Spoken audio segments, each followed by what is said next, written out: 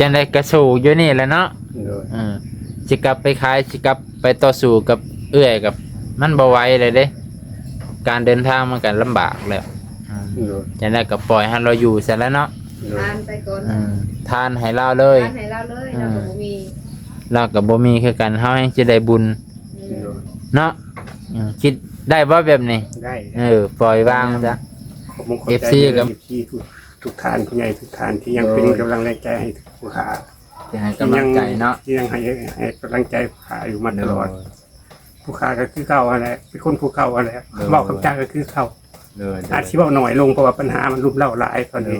ก็บ่ ทางค่ายมันก็สุดลงหลายแล้ว ก็พยายามอย่าคิดหลาย โดย บ่แม่นไปเบิ่ง เห็นตัวพี่น้องFC ทุกท่านยังตามอยู่แบบตาก็อยากไหล โดย ขอบใจทั้งหลาย เด้อ โดย เพิ่นก็ให้กำลังใจเจ้าหั่นแหละเพิ่นน่ะส่วนหลายเลย90%เพิ่นให้กำลังใจทั้งลุงอาจเพราะว่าเพิ่นติดตามมาเพิ่นก็ติดตามมาแต่ดนเนาะตั้งแต่เจ้ายังอยู่พุ่นให้เพิ่นว่าโอเค แล้วลุงอาจสิอยู่กับไผแล้วมองนี่สิเป็นของไผนะเขาก็กังวลนะคันโดยว่าถ้าเฮ็ดบ่นี่คักแน่แล้วแบบเอื้อยบ่อยู่นะเขาสิว่าจังได๋บัดโอ้เพิ่นใส่ใบมะกรูดโอ้ยลุงอาจใส่จนได้สั่นลงไปเป็นเนาะเบิ่งอันเครื่องสมุนไพรของเอื้อยเพิ่นบ่นุ่งบ่สะออนนี่หยังบ่นุ่งสะออนหม้อแหกแต่กระโปะนี่เรือเมาเพิ่นเป็นเนาะนี่ในคำแสนเบิ่งเอื้อยน้องเพิ่นเอื้อยอ้ายเพิ่นนะผู้พิการเพิ่นน่ะแห้งเว้าบ่ได้มือก็ติงบ่ได้ตีนขาติงบ่ได้เพิ่นนะแบบว่าอุจจาระปัสสาวะนี่ออกแบบบ่ฮู้มือเลย ได้ที่ซ้ำร่างกายเพิ่นน่ะได้แต่อันยิ้มซื่อๆพยักหน้านะ ดีนะ โดยตอบสนองนะ โดยก็ยินดีนะแม่เป็นน้องยังความยินดีนำเด้อแม่เด้อแม่สู้ๆกันเลยแม่เอ้ยสุขภาพแม่จงแข็งแรงเด้อตลอดไปตลอดไปโดย เพิ่นก็แปลว่าสู่อีหลีรอเพิ่นก็ได้คันเป็นเฮานี่เนาะสำหรับผู้หนุ่มผู้น้อยกันนี่ก็โอ้คันบ่อดทนอีหลีรอนี่ก็ยากเติบแต่เพิ่นก็มีความอดทนสูงเพราะว่าเพิ่นก็มีศีลมีธรรมเพิ่นก็รักษาบุญรักษาธรรมเพื่อกันมีศีลมีธรรมจำศีลภาวนาไว้พระสวดมนต์ได้แม่เพิ่นก็ได้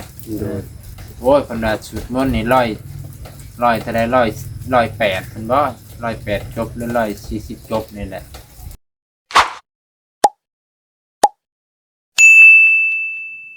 สบายดีลุงอาจสบายดีบ่น้อง โดยสบายดีพ่อพี่น้อง FC ชาญ FC ทุกท่าน โดยสบายดีเด็กน้อยเช้าๆเลย อากาศตอนเช้าเลยพ่อพี่น้องแม่เพิ่นสิไปธุระก็เลยปล่อยให้ลุงอาจอยู่ผู้เดียวก่อนปล่อยให้ลุงอาจอยู่ผู้เดียวโอ้อันยาตัวนี้หั่นแม่เพิ่นเฮ็ดจะได้กิน อันน่ะต้ม โอ้ต้มบ่ โดยอันนี้เพิ่นนำมาไว้ได้ อันนี้เพิ่นแนะนำมาจังซี่ แม่มีน้ำผึ้งบ่เขาขายอยู่ไสลูกสิไปหาซื้ออยู่รัก3เจ้าบ่มีเนาะแม่เนาะมีบ่คิดว่าเฮาลูกเคยผ่านอยู่ได้แต่ว่ามันจื้อบ่ได้จักหม่องใดก็มันนะเคยเห็นอยู่ เขาขายน้ำผึ้งแท้ปลอมก็บ่ฮู้แต่ว่าเขาหายใส่ขวดแก้วอะนะบ่รัก3ก็ซิโนไป2หม่องนี่แหละ เพิ่นให้เฮ็ดจังซี่เพิ่นให้ฟานอันนี้คิงเนาะ แม่ก็ว่าสิไปขอตั้นน้ำนางอันนี้แล้วว่าเบิดแล้วแล้ว น้ำผึ้งน้ำบ่ โดย โอ้เด้อ ขอบสิถามแม่ย่าเบิ่งอยู่ตั้นโน่นเดี๋ยวนี้ โอ้เด้อเพิ่นน่ะฟานนี่แหละก็ประมาณกำหนึงคิงปอกเปลือกบ่น่ะคือสิปอกเลยให้มันค่ะปอกเนาะแม่เนาะ น้ำผึ้งน่ะปอก โดยแม่เพิ่นฮู้อยู่เพิ่นละปอกตัวนี้ก็ปอกตัวนี้ก็ปอกคิงก็ปอกกระเทียมก็ปอกซ้ำนี่แหละกระเทียมกระเทียมซ้ำนี่แหละเป็นน้องแล้วก็บัดนี้ทุบกระเทียมหน่อยนึงให้มันให้มันมีกลิ่นแล้วก็แซ่ซะนี่เพิ่นล่ะ โดย บ่แม่นแซ่ดอกเอาลงนี่ก่อนเอาลงขิงกระเทียมแล้วก็มะนาวฝานบาง อันทั้งเปลือก ๆฝานทั้งเปลือกฝานบางๆเด้นี่แม่เพิ่นเฮ็ดเลยนี่ของแม่เพิ่นเฮ็ดเป็นจังซี่กระเทียมเรียบร้อยแล้วนี่ โดย พร้อมเห็ดสมุนไพรอันนี้เห็ดสมุนไพรคือกันบ่แม่ ก็เฮ็ดสมุนไพรได้เพิ่นนี่แล้ว นี่แหละนี่เรียบร้อยแล้ว กอกเรียบร้อยเนาะ ของเรียบร้อยนะเพิ่นก็เลยว่าใส่นี่แล้วบัดนี้เอาน้ำผึ้งใส่จนท่วมมันแหละจนท่วมหัวคิงแล้วก็กระเทียมแล้วก็มะนาวจนท่วมเอาไว้คืนนึงคล้ายๆว่าให้ยามัน กินข้าวก่อน ให้แบบให้มันออกฤทธิ์ให้เนาะเขาว่าคือกับพวกอันดองเหล่าอะเนาะ เอาไว้คืนนึงแหละน้ำเพิงในต้องให้มันท่วมมันได้ท่วมเบิดสมุนไพรแล้วบัดนี้ก็สิประมาณพี่เด้อถ้ามันท่วม เลย ถ้าเฮาใส่ลายก็ประมาณพี่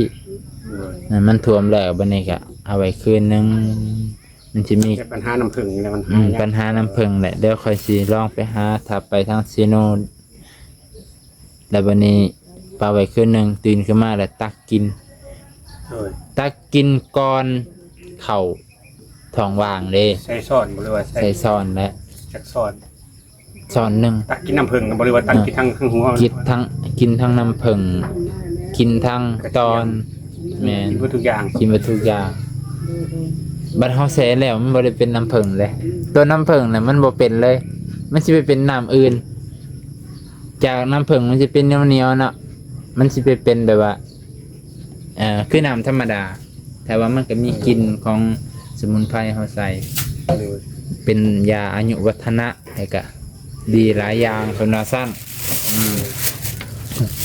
ลองเบิ่ง แต่เด้ นะ อ เลย บ่มีน้ำเพิ่นก็เฮ็ดแบบที่ โดยเฮ็ดจังไดแม่ ถูกตัวบักเทียมจามยิ้มแล้วก็ใส่ในนมใส่น้ำในนมแล้วก็เอาน้ำร้อนใส่จอกหนึงกินนอน เอา แม่ก็มีหลายสูตร นมมะลินี่ โดย โอ้นมมะลิคล้ายๆว่าให้น้ำอุ่นๆนะแม่เนาะ โดย ม ใส่อันนมมะลิกล่อง18,000กีบ เด้อเลยเอาก็ใส่นมมะลิ มื้อคืนนี่อันแม่เฮ็ดอันอีจังแม่เฮ็ดโซดาให้เพิ่นกิน เอา ตื่นมาแล้วเพิ่นว่าสั่นได้เอื้อยสั่นแล้วก็ต้มให้ผมเอาโคเดียวโลต้มให้เพิ่นผม เด้อแสดงว่าเพิ่นกินโซดากับกระเทียมบ่ มื้อคืนนี่นะโซดาใส่มะกรูด โอ้โซดาใส่มะกรูดตื่นขึ้นมาแล้ว แม่เอาอันกาแฟนมมาให้เพิ่นกินเกือบจะหมดตาย อืม แม่ว่าโอ้ยสิตายผู้เดียวแล้วผู้เสียจะได้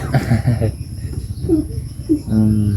อ่ะ โอ้ยอีต้นน้องเนาะ อืม บ่ได้กินแต่หึงแล้วก็เขาซื้อให้แล้วก็ซื้อมา เลย แม่ว่ามีสิซะเนาะว่าบ่บ้านก็มีได้บ่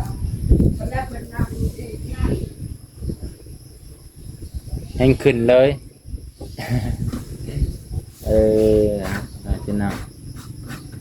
ยังได้น้ำผึ้งมาลองมึงกินเอาพนุ่ง ำเนาะกะสิโอ้หาเวลาไปอยู่ถ้าเบิ่งกันมื้อนี้ถ้าบ่มื้ออื่นก็มื้อฮื้อไปถ้ามันว่างถ้าบ่มีหม่องได้ไปก็สิไป เพราะว่าสิไปซื้อตังนี่ตังยางหั่นเด้ เลย ตังยางนี่อยู่บ้านเฮาก็บ่มีขายก็สิไปซื้อบอนอื่นนั่นเนาะซื้อบอนอื่นอันหนึงก็จำเป็นแล้วอันสองอันบ่ได้ไปก็บ่ให้ว่าอันหนึงแล้วอันนี้มันได้จักดนอันหนึงหักก็ยังเหลืออันหนึงประมาณอันสองอันนะพ่อแม่พี่น้องก็สิไปมื้อหน้ามื้อในเพิ่นแหละก็บ่ซ่าดอกไปพี่น้องแล้ววันนี้ก็สิมาลืมแทกเบิ่งห้องนี่จักเม็ดแม่ห้องอันนี้ห้องเฮือนแม่นี่ 2 เม็ดครึ่ง 2 เม็ดครึ่งโอ้2 เม็ดครึ่ง 3บ่ 2 เม็ดครึ่งทั้งที่น่ะ6 เม็ด ห้องละ2 เม็ดครึ่งก็เป็น5 เม็ดพอดีไปพี่น้อง เด้เพิ่นผู้เคยก่อน ทางนี้เฮ็ด เบิดดินบล็อกก็ได้ โอ้เท่าไรแม่คิดว่าเบิดห้องเลย ดินบล็อกเนาะ โดยเอาเฉพาะนี่ห้องนี่ ลายเป็นสีเส้นลายเป็นมีสีเป็น จังมาร่วมกันเนาะ รวมกันเลยคือมันทางนี้มันยาวเนาะ โดย แม่คิดลายว่าเป็นละห้องเป็นสีแม่ว่ามี30ก้อน โอ้ตีไว้ประมาณ30ก้อนเนาะ เป็นห้อง โดยโอ้30ก้อน60 90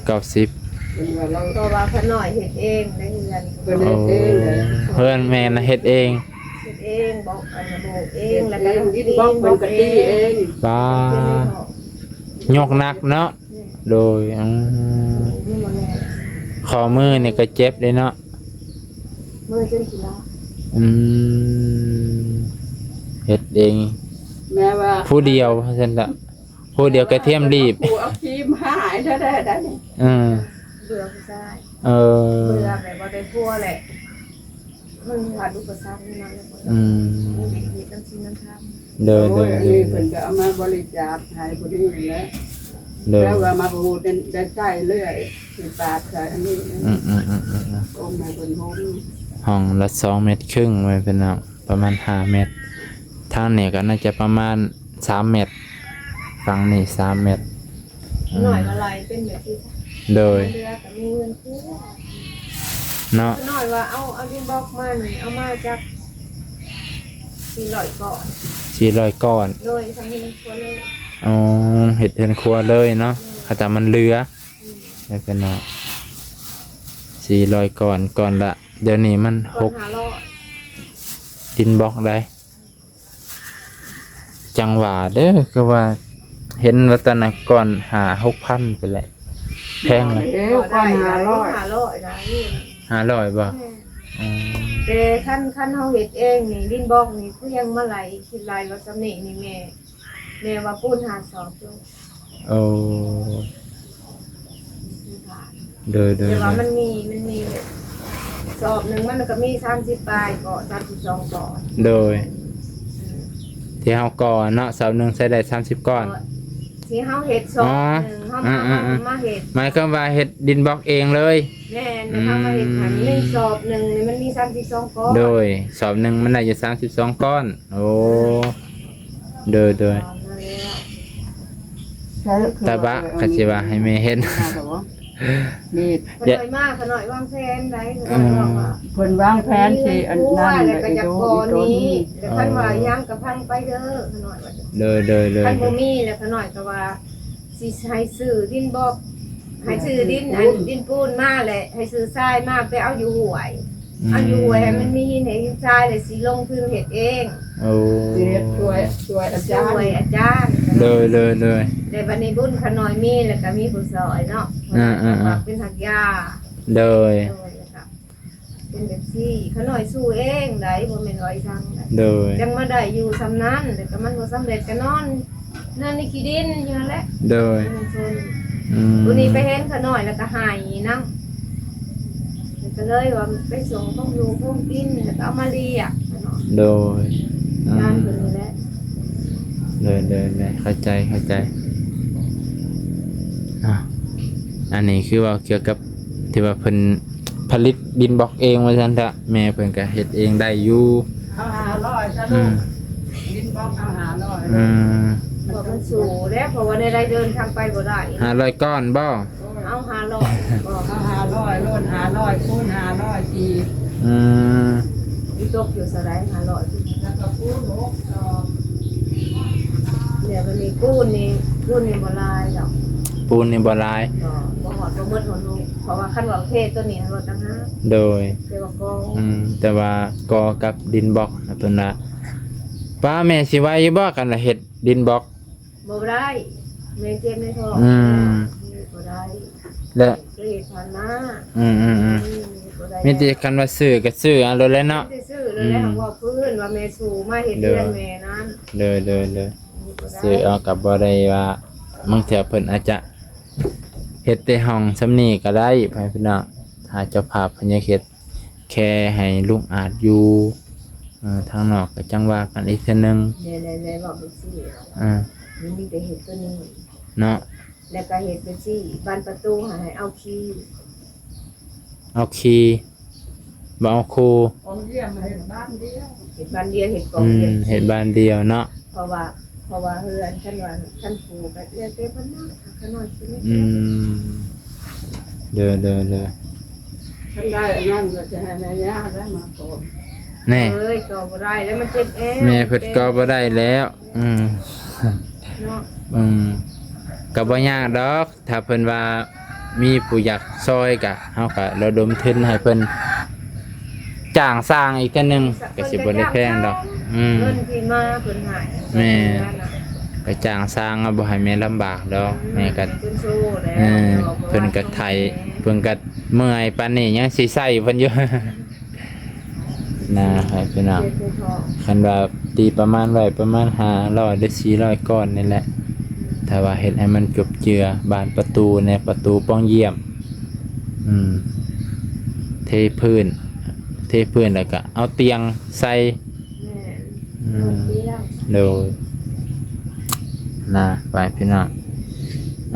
จังได๋ก็ถ้าเบิ่งถ้าติดตามตอนต่อไปลุงอ่านเด้อันนี้เฮาก็วางแผนไว้คร่าวๆ โดย คันสิให้เจ้ากลับไปขายทางพุ่นก็กลับไปบ่ได้แล้ว จังได๋ก็สู้อยู่นี่แหละเนาะ โดย สิกลับไปขายสิกลับไปต่อสู้กับเอื้อยกับมันบ่ไหวเลยเด้การเดินทางมันก็ลำบากแล้ว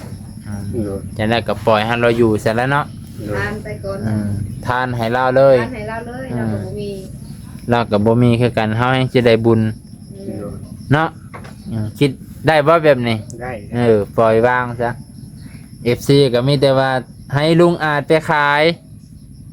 ให้เบานงติดต่อหาเบาเตียงเบาลี่โอ้ยเบานงก็บ่อยากรบกวนเพิ่นแหละครับเพราะว่าเพิ่นก็เคยเว้าเนาะเฮาก็บ่อยากไป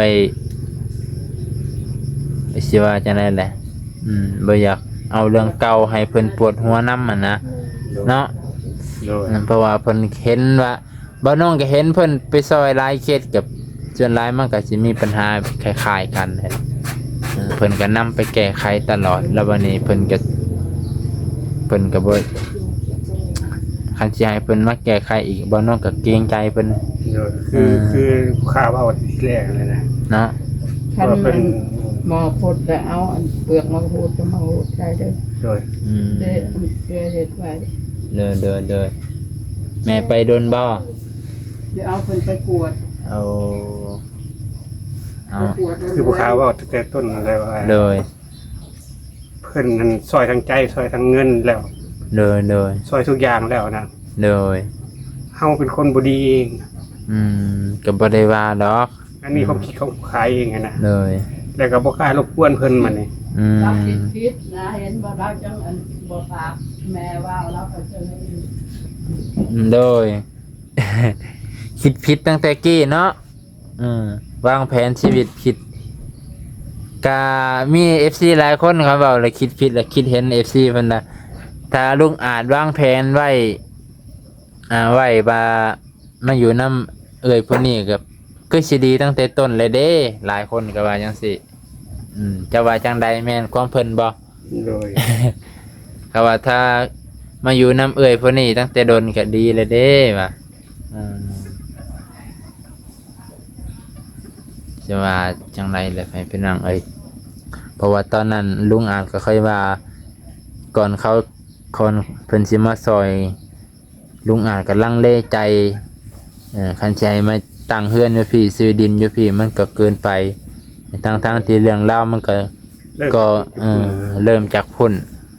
ก็คือว่าหักหนาทั้งพุ่นโพดเนาะปัจ ต จุ อนนั้นก็ยังถือต้องปงดองเลยเขาบอกว่าคือน้องมุกดีเลยบอกว่ากอดคอกันตายอย่างเลย2ไอ้น้องเอาจะได้กับซอยเอ้ยเลย จะได้ก็ซอยเอื้อยก็ว่าจะได้ก็สิซอยน้อง โดย บัดสุดท้าย ถ่ายมาแล้วก็มา แต่มาเป็นแบบไหน พี่น้องหักเลี่ยมโหดบ่ครับว่า ผู้ค้าว่าอะไรว่า เลย เพิ่นก็จะได้เป็นชื่อเพิ่นหั่นนะ ก็ได้ยิน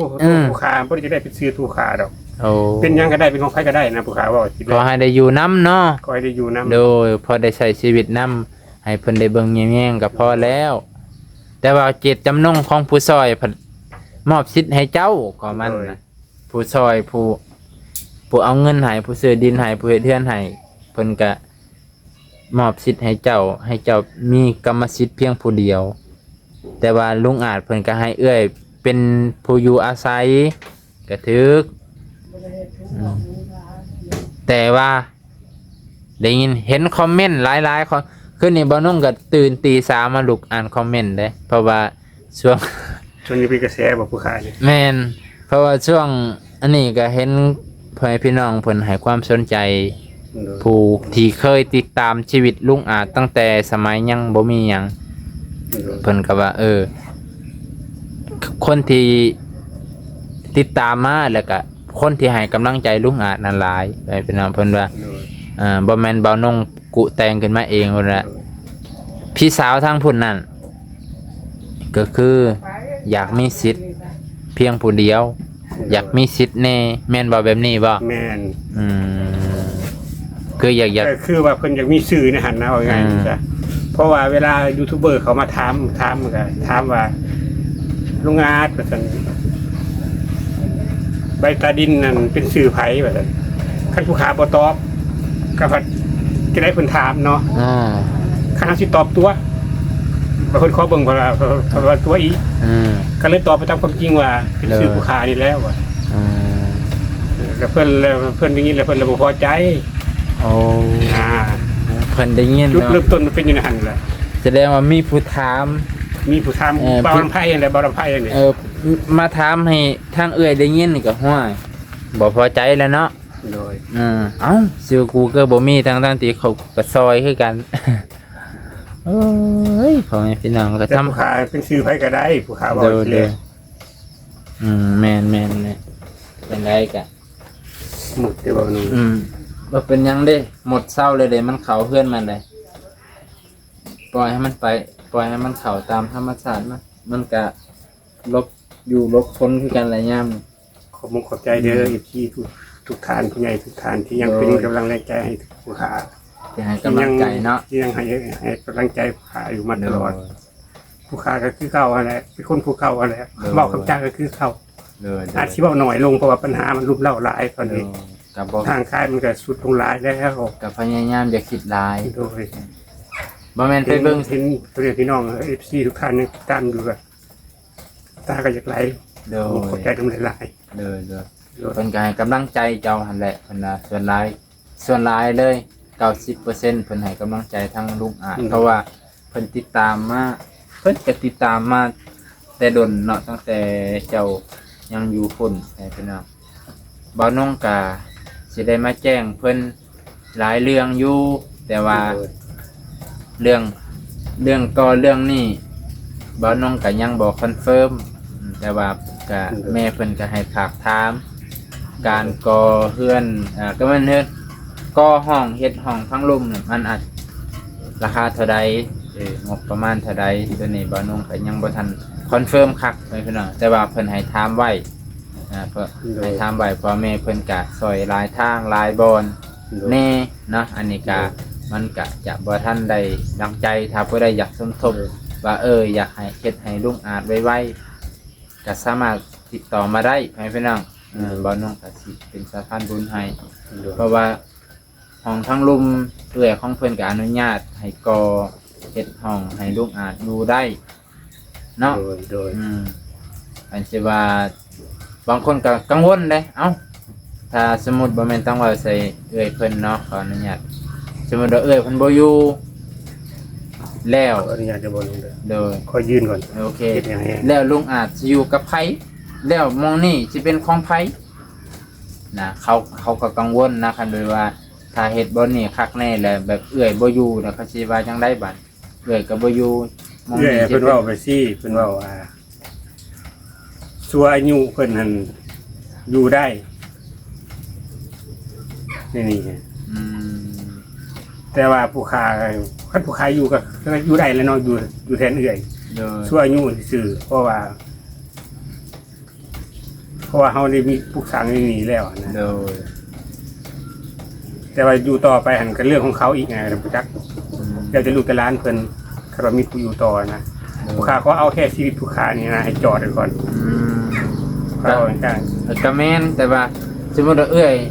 บ่แม่นนะสมมุติว่าเอื้อยเฮาไปก่อนแต่เหลือแต่เจ้าบัดนี้แล้วลูกหลานเขาสิบ่ได้ว่าหยังบ่หรือทางหลอกทางหลักเขาสิบ่มายึดคืนหรือเขาสิบ่มาเอาคืนบ่ขยันแบบนี้อ่ะนะอืม บ่ยึดดอกเพราะว่าสิ่งปลูกสร้างของเฮาดิ เอา เพราะว่าที่มีที่ดินนี่เป็นของรัฐซื่อ โอ้เข้าใจตรงกันสิ่งปลูกสร้างที่เฮาเฮ็ดมานี่เป็นของเฮา สิ่งปลูกสร้างนี่เป็นของเอื้อยเพิ่นเบิดเลย เอา มีที่ดินเนี่ยเป็นของรัฐ มีที่ดินเป็นของรัฐหลักคือสิบ่เอาดอกตีดินคืนนี่เนาะเพราะว่ามองนี่ก็เป็นบ่องว่างแล้วก็เป็นของโรงเรียนแน่แบบนั้นเนาะเพิ่นก็บ่ได้ว่าขยายต่อเติมออกจนว่าโพดโพเนาะเพิ่นก็มีที่ขอบเขตที่เขากำหนดไว้โอเคเข้าใจแล้วบัดนี้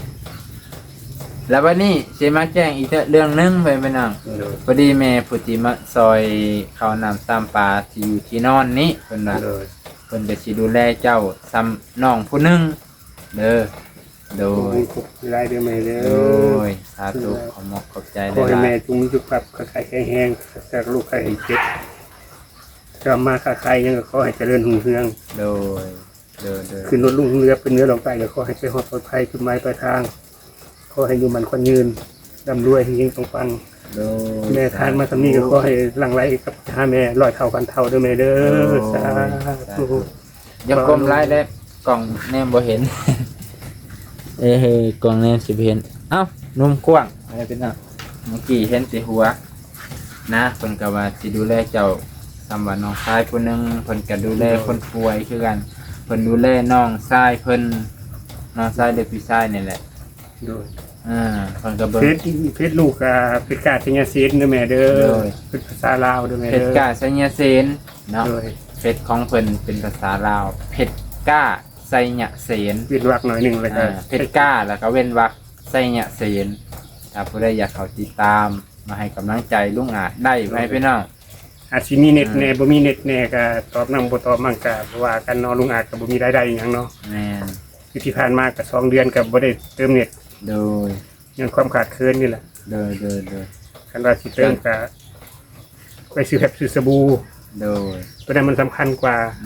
ไปสื่อตัวมันสำคัญกว่าเนาะ โดยตัวเน็ตสิป้าไว้ก่อนเฮามันก็แค่เบิ่งซื่อๆนะ โดย เพราะว่าช่วง ยันเราไปเบิ่งคลิปวิดีโอเจ้าของบัดมีผู้เว้าให้เฮาไปอ่านไปพ่อบัดกำลังใจเฮาตกเฮ็ดให้จิตใจเฮาซึมเศร้าก็มีกับพยายามอย่าเบิ่งว่าซั่นซะมึงแต่เห็นเขาว่าใส่เนี่ยจิตใจเฮาก็ตกเด้ โดย เขาคอมเมนต์มาเนี่ยบางคนที่เขามันก็มีผู้มักที่บ่มักมันก็มีมันก็คือว่าเรียนมีสองด้านให้เป็นเอา โดย พยายามเขากับอย่าไปเบิ่งโตมันนั่นแหละให้เป็นเอาแต่จนไรเขาก็ให้กำลังใจนั่นดอก โดย คือบ่าวน้องนี่แหละมันก็มีผู้มักผู้บ่มักนะ โดย สมมุติว่าไปทายแต่ผู้นั้นผู้บ่มักก็มีผู้มักก็ว่าโอ้ดีแล้วบ่าวน้องมาให้กำลังใจลุงอา โดย นะไปเป็นหนังเ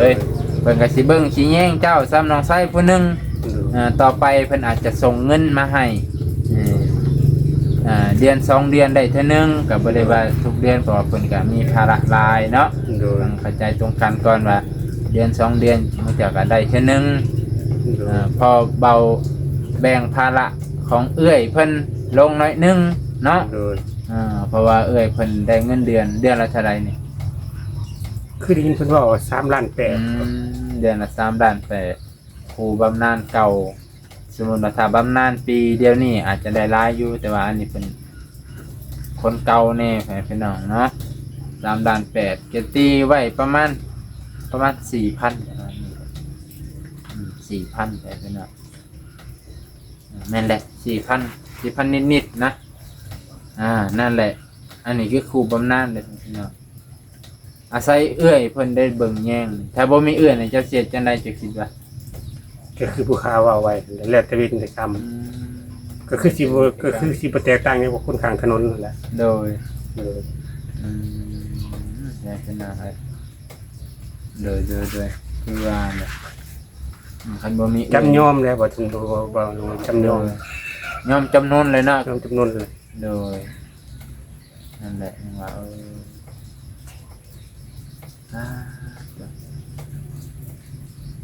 บ่น้องก็มาให้กำลังใจนี่แหละเนาะจังได๋ก็สู้ๆดูงานเด้เพิ่นก็แม่เพิ่นก็ว่าคนพิการแบบนี้ต้องการแต่กำลังใจเพิ่นอยากฟังแต่คำดีๆคำบ่เว้าให้บ่เว้าแนวบ่ดีให้เพิ่น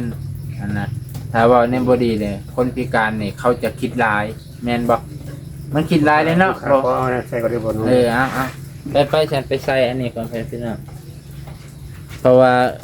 คนว่าคนพิการนี่ไผก็ย่านะถ้าผู้ใดเห็นคนพิการแล้วพยายามอย่าเว้าแนวที่มันบ่ดีไปพี่น้องเอาคนใส่ใบมะกรูดโอ้ยลุงอาจใส่จนได้สั่นลงไปพี่น้องเบิ่งอันเครื่องสมุนไพรของ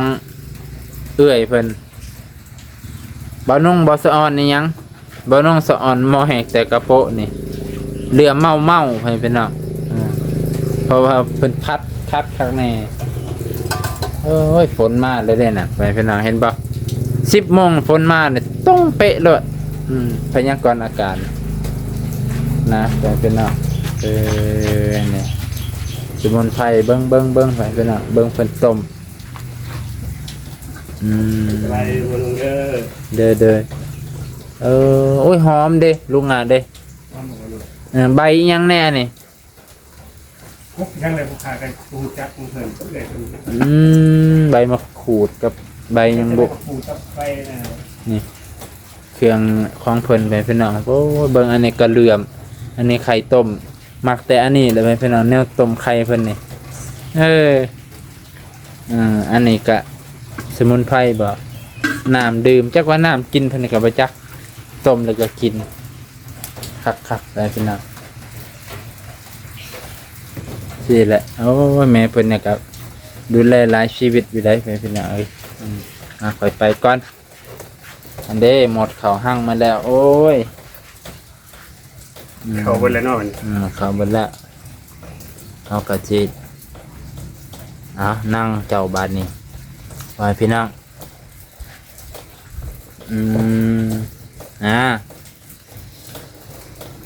นั่นแหละให้เพิ่นนั่งตามนี่มาแจ้งการแจ้งข่าวให้เพิ่นฟังให้เพิ่นรับรู้พอให้เพิ่นมีกำลังใจไปเพิ่นน่ะเพิ่นสิได้มีกำลังใจนะบ่แม่นพอให้เพิ่นมีกำลังใจเพิ่นสิได้มีกำลังใจอยู่นำเอื้อยเพิ่นนั่นแหละเพราะว่าต่อไปเพิ่นอาจจะซอยเรือเบื้องต้นแม่เพิ่นกับผู้บ่แม่นตั้งเว้าแม่กูซอยนี่แม่คำแซนนี่เบิ่งเอื้อยน้องเพิ่นเอื้อยอ้ายเพิ่นน่ะผู้พิการเพิ่นน่ะแห้งเว้าบ่ได้มือก็ติงบ่ได้ตีนขาติงบ่ได้เพิ่นนะแบบว่าอุจจาระปัสสาวะนี่ออกแบบบ่ฮู้มือเลยได้ที่ซ้ำร่างกายเพิ่นน่ะได้แต่ยิ้มซื่อๆพยักหน้านะตอบสนองได้แค่นั้นเพิ่นก็เพิ่นสู้แบบว่าป้าเพิ่นเบิ่งอ้ายเพิ่นน่ะจนแบบว่าคิดเบิ่งต้องใส่ความอดทนซะได้จะว่าเนาะจักว่า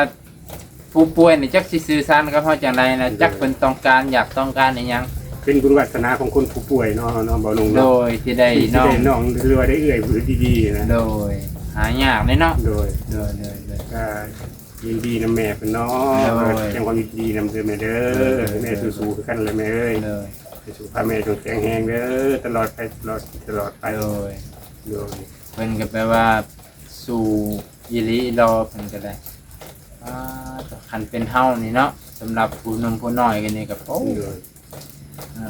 คันบ่อดทนอีหลีรอนี่ก็ยากเติบแต่เพิ่นก็มีความอดทนสูงเพราะว่าเพิ่นก็มีศีลมีธรรมเพิ่นก็รักษาบุญรักษาธรรมเพื่อกันมีศีลมีธรรมจำศีลภาวนาไหว้พระสวดมนต์ได้แม่เพิ่นก็ได้โอ้ยเพิ่นว่าสวดมนต์นี่100เท่าใด108เพิ่นบ่108จบหรือ140จบนี่แหละเพิ่นสวดบทคาถาหยังนี่แหละเพิ่นว่า โอ้คิดเบิ่งแต่คนบ่เคยสูตรนี่เนาะ ชั่วโมงหนึงก็ยังสิพลิกไปพลิกมาราคาก็ได้พี่น้อง สมาธิตรงแนวแน่สุดแล้วเนาะ จิตใจเพิ่นก็ต้องนี่มันแน่ดีเพิ่นว่าอยู่ได้ก็ย้อนบุญย้อนธรรมย้อนศีลย้อนธรรมบุญรักษาหั่นแหละเพิ่นก็ได้ย้อนบุญนี่แหละเพิ่นก็เลยสุขภาพแข็งแรงเฮ็ดอิหยังก็เจริญรุ่งเรืองเพิ่นว่านะเพิ่นว่าจังซั่นพี่น้องเพิ่นจะแนะนำทั้งลูกในว่า